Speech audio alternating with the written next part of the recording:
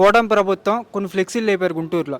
జగన్మోహన్ రెడ్డి నువ్వు 10th class paper leak చేసి నువ్వు అడవికి జైలుకి వెళ్ళిన వ్యక్తివి నువ్వు ఎలా ఉద్యోగాల గురించి మాట్లాడుతున్నావు, ఏ అర్హత ఉంది నువ్వు మాట్లాడుతున్నావు అన్న. నిజంగా జగన్మోహన్ రెడ్డి గారు 10th క్లాస్ ఫెయిల్ అయ్యారనుకుంటున్నారా?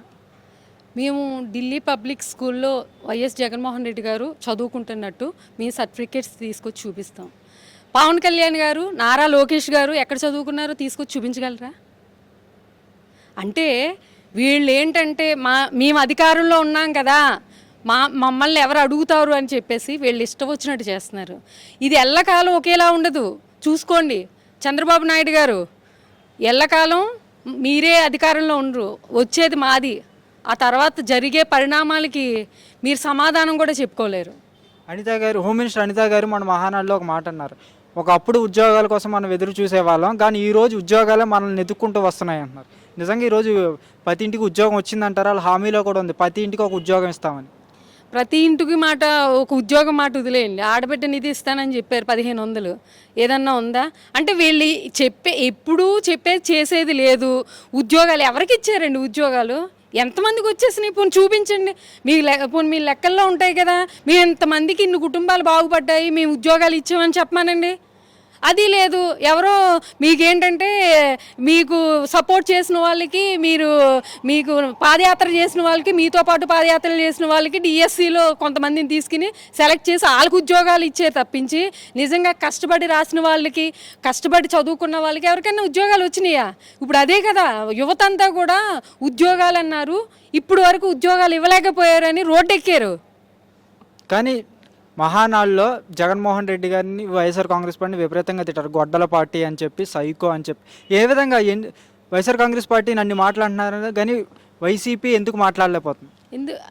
మాట్లాడకపోవడానికి అక్కడ నిజాలు ఉంటే ఏమన్నా తిప్పి కొట్టచ్చు. వాళ్ళు మాట్లాడేది మహానాడు పెట్టుకుందే జగన్మోహన్ రెడ్డి గారిని తిట్టడానికి పెట్టుకున్నారు. అది మహానాడు కాదు కదా. జగన్మోహన్ రెడ్డి గారిని ఎలా తిట్టాలి, లేకపోతే ఆయన మీద ఎలా బురద చల్లాలి, ఇదే పద్ధతిలో వాళ్ళు మహానాడు పెట్టుకున్నారు తప్పించి నిజాలు మాట్లాడదాం, ప్రజలకు మేలు చేద్దాం.